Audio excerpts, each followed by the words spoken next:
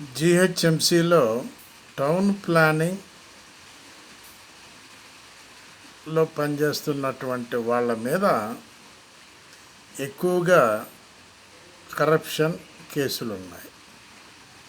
వాళ్ళని ఎక్కువగా పట్టుకోవటం జరిగింది. ఎక్కువగా పడుతూనే ఉన్నారు ఇప్పటికీ కూడా ఏసీబీ వాళ్ళను బ్యాంక్ బ్యాలెన్స్లు అవన్నీ చెక్ చేస్తే కోట్ల మీదనే దొరుకుతుంది. మామూలుగా జిహెచ్ఎంసీలో ఏఈల దగ్గర మొదలుపెట్టి